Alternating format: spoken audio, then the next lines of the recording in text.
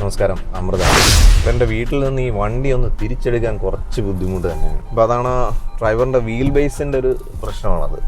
വളരെ കൂടുതൽ wheel base ഉള്ളതുകൊണ്ട് പിന്നെ നല്ല ഫ്രണ്ട് വീൽസിന് നല്ല ഒടിവുമാണ്.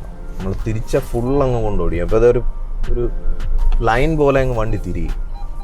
എല്ലാ വണ്ടിയും അങ്ങനെ തന്നെയാണ് തിരിയുന്നത്. പക്ഷേ എങ്കിലും ഈ വീൽ ബേസ് വളരെ ലോങ് ആയതുകൊണ്ട് തന്നെ അതിലേറ്റവും വലിയ അഡ്വാൻറ്റേജ് ആണ് ഈ വണ്ടിയുടെ കപ്പാസിറ്റി എന്ന് പറയുന്നത്.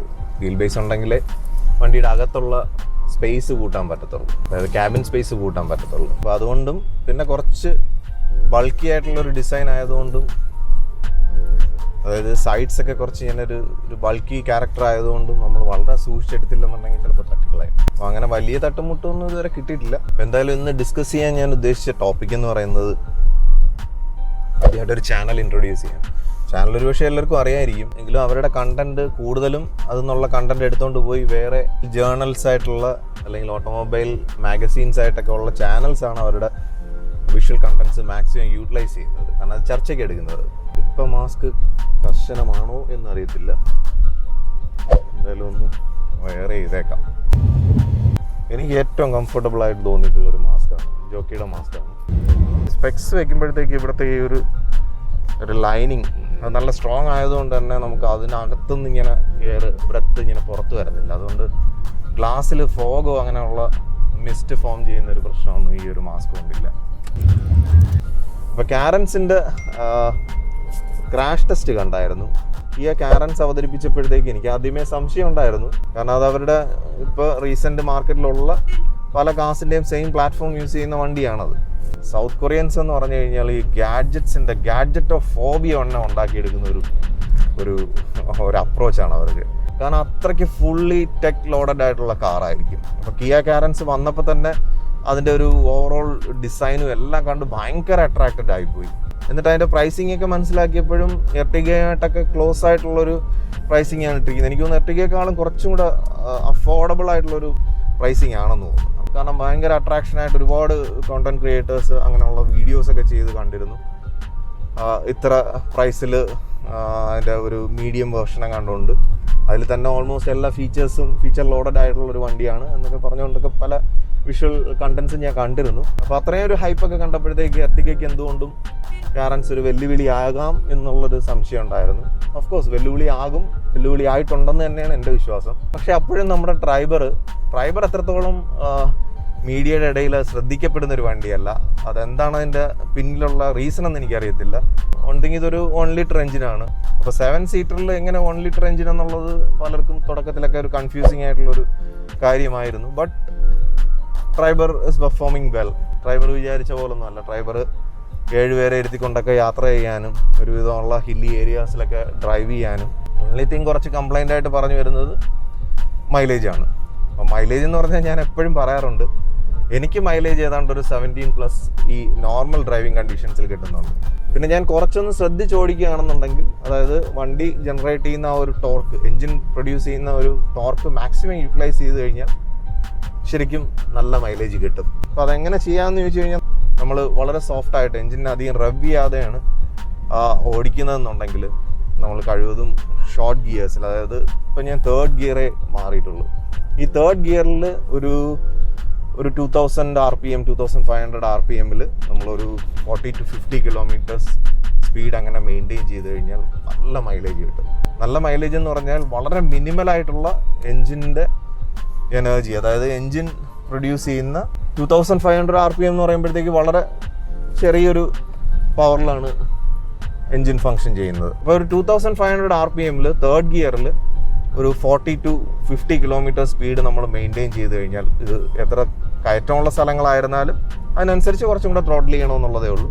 നല്ലൊരു ത്രോട്ടിലിങ് കൊടുത്തു കഴിഞ്ഞാൽ പിന്നെ നമ്മൾ ഐഡിലിൽ നിർത്തിയാലും മതി. ആ ഒരു എൻജിൻ പ്രൊഡ്യൂസ് ചെയ്യുന്ന പവറിൽ തന്നെ മാക്സിമം ടോർക്ക് ഔട്ട്പുട്ടായിട്ട് കിട്ടും. വീൽസിനെ സ്പിൻ ചെയ്യാനുള്ള ഒരു കപ്പാസിറ്റി അത് ട്രാൻസ്മിഷനിലൂടെ വീൽസിലേക്ക് കിട്ടുമ്പോഴത്തേക്ക് അത് ഒരു മാക്സിമം വീൽ സ്പിന്നിങ്ങിനുള്ള ഒരു ടോർക്ക് എന്ന് പറയുന്ന ഒരു എഫക്റ്റ് കിട്ടും. അപ്പോൾ കഴിഞ്ഞ ദിവസം ഞാനും മിക്കിയും കൂടെ ഇതിനെക്കുറിച്ച് വളരെ ഡീറ്റെയിൽഡ് ആയിട്ട് ഡിസ്കസ് ചെയ്തു. ആളൊരു വലിയൊരു ഓട്ടോമൊബൈൽ എന്തൂസിയാസ്റ്റ് ആണ്. നല്ല ഓട്ടോമൊബൈൽസിനെ കുറിച്ചൊക്കെ നല്ല ഐഡിയ ഉള്ള ഒരാളാണ്. ആൾ ഫെറാറിയൊക്കെ ഓൺ ചെയ്തിരുന്നതാണ്. അപ്പോൾ അതുകൊണ്ട് തന്നെ അതിനെക്കുറിച്ചൊക്കെ നല്ല ഐഡിയ ഉണ്ട്. പിന്നെ ഇറ്റലി എന്ന് പറഞ്ഞു കഴിഞ്ഞാൽ ആ ഒരു സ്പീഡ് കാർസ്, അതായത് ഫാസ്റ്റ് കാർസിൻ്റെ ഒരു മൊണോപ്പൊളി ഉള്ളൊരു കൺട്രിയാണ്. അപ്പോൾ അവിടെ ഉള്ള ഒരാളിനെ സംബന്ധിച്ചിടത്തോളം ഓട്ടോമൊബൈൽ നോളജ് എന്ന് പറയുന്നത് വളരെ മിയറായിട്ട് എല്ലാവരും അറിഞ്ഞിരിക്കുന്ന എല്ലാവർക്കും അത്തരത്തിലൊരു നോളജ് ഉണ്ടായിരിക്കും. കഴിഞ്ഞ ദിവസം ഞാൻ മിക്കും കൂടെ ട്രിവാൻഡ്രത്ത് പോയപ്പോഴത്തേക്ക് കോസ്റ്റൽ ഡ്രൈവാണ്. കോസ്റ്റൽ ഡ്രൈവിൽ ഞാനത് ആ ഒരു തേർഡ് ഗിയറിൽ അതിൻ്റെ മാക്സിമം ടോർക്ക് പെർഫോം ചെയ്ത് കാണിച്ചപ്പോഴത്തേക്ക് ആൾ തന്നെ ശരിക്കും എക്സൈറ്റഡ് ആയി. കാരണം 1000cc എഞ്ചിനാണ്. സോ ഇപ്പോൾ പുള്ളി പറയുന്നതെന്ന് പറഞ്ഞാൽ മേ ബി അതൊരു 1200cc എഞ്ചിനെ അതിന് കൺവേർട്ട് ചെയ്തിരിക്കുന്നതായിരിക്കാം എന്നുള്ളതാണ് പുള്ളിയുടെ ഒരു സംശയം. അതിൻ്റെ ക്യൂബിക് കപ്പാസിറ്റി കുറച്ച്, സിലിണ്ടറിൻ്റെ ക്യൂബിക് കപ്പാസിറ്റി ഒക്കെ കുറച്ചിട്ട് ഉള്ളൊരു രീതിയിൽ അതിനെ മോഡിഫൈ ചെയ്തെടുത്തതായിരിക്കാം. കാരണം ഓൾറെഡി 1200cc ടർബോ വേരിയൻ്റ് ഒക്കെ യൂറോപ്പിലുണ്ട് ഈ റെനോയുടെ ഈ എനർജി എന്ന് പറയുന്ന എഞ്ചിൻ. അപ്പോൾ അതിനെ ഒന്ന് മോഡിഫൈ ചെയ്ത് ഇന്ത്യയിൽ അവതരിപ്പിച്ചതായിരിക്കാം എന്നുള്ളൊരു സംശയം പുള്ളി പറഞ്ഞു. എന്തായാലും അതിനെക്കുറിച്ചുള്ള കൂടുതൽ ഡീറ്റെയിൽസ് ഒന്നും ഓൺലൈനിലൊന്നും ഇല്ല.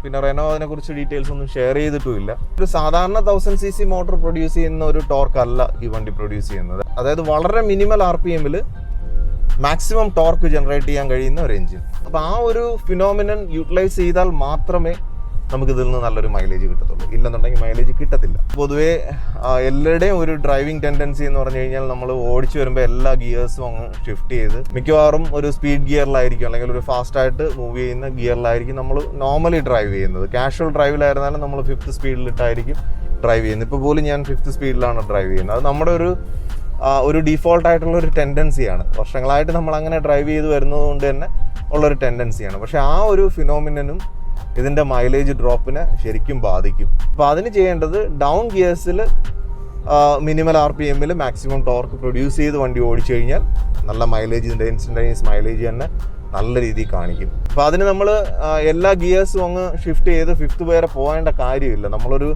ആവറേജ് ഡ്രൈവ് ഒരു നോർമൽ സ്പീഡിൽ ഒരു 50 to 60 കിലോമീറ്റർ റേഞ്ചിലൊക്കെ നമ്മൾ ഡ്രൈവ് ചെയ്യുന്ന സമയത്ത് മാക്സിമം 4th ഗിയർ വരെ പോയാൽ മതി. അതിനപ്പുറത്തേക്ക് നമുക്ക് നല്ല ഒരു 60 എബോവ് അല്ലെങ്കിൽ ഒരു 70-80 ഒക്കെ പോകാൻ കിട്ടുന്ന സമയത്ത് മാത്രം. എന്നാൽ പോലും എൻ്റെ ഒരു അഡ്വൈസിൽ 4th ഗിയറിൽ തന്നെ മെയിൻറ്റെയിൻ ചെയ്ത് പോകുന്നതാണ് നല്ലത്. It depends on the road conditions. ഇപ്പോൾ വളരെ കയറ്റമുള്ളൊരു സ്ഥലത്താണെന്നുണ്ടെങ്കിൽ നമ്മൾ 3rd ഗിയറിനെ മാക്സിമം യൂട്ടിലൈസ് ചെയ്യുക. കുറച്ചും കൂടെ ഫാസ്റ്റായിട്ടും സമനിരപ്പായിട്ടുള്ള സ്ഥലമാണ്, നാഷണൽ ഹൈവേ പോലുള്ള സമനിരപ്പായിട്ടുള്ള റോഡാണെന്നുണ്ടെങ്കിൽ 4th ഗിയറിലും വേണ്ടിയാൽ 5th ഗിയറും നമുക്ക് ചേഞ്ച് ചെയ്ത് പോവാം. പക്ഷേ ഹൈ റേഞ്ച് പോലുള്ള സ്ഥലങ്ങൾ അല്ലെങ്കിൽ വളരെ കയറ്റങ്ങളൊക്കെ ഉള്ള ഒരു ഹില്ലി ഏരിയാസിലൊക്കെ നമ്മൾ കുറച്ച് ഡൗൺ ഗിയേഴ്സിൽ മാക്സിമം ടോർക്ക് ഔട്ട്പുട്ട് പ്രൊഡ്യൂസ് ചെയ്യിപ്പിച്ച് വണ്ടി ഓടിക്കുക. എന്നാൽ നല്ല മൈലേജ് കിട്ടും. ഇപ്പോൾ വണ്ടി 3rd ഗിയറിലാണ് ഓടുന്നത്. അപ്പോൾ 3rd ഗിയറിലൊരു 33, 34, ഒരു 50 റേഞ്ചിൽ ഇങ്ങനെ ഡ്രൈവ് ചെയ്യുന്ന സമയത്ത് എത്ര ഇൻസ്റ്റൻറ്റേനിയസ് മൈലേജ് കാണിക്കുന്നുണ്ടെന്നുള്ളത് നിങ്ങൾ ശ്രദ്ധിച്ചാൽ മതി. ഇപ്പോൾ ഒരു ഇറക്കമാണ് ഞാൻ ഓടിച്ച് പൊയ്ക്കൊണ്ടിരിക്കുന്നത്. പക്ഷേങ്കിൽ ഈ ഒരു ടോർക്ക് മെയിൻറ്റെയിൻ ചെയ്യുമ്പോഴത്തേക്ക് നല്ല മൈലേജ് കിട്ടുന്നുണ്ട് വണ്ടിക്ക്. അപ്പോൾ അതാണ് ഞാൻ ആദ്യം പറഞ്ഞത്.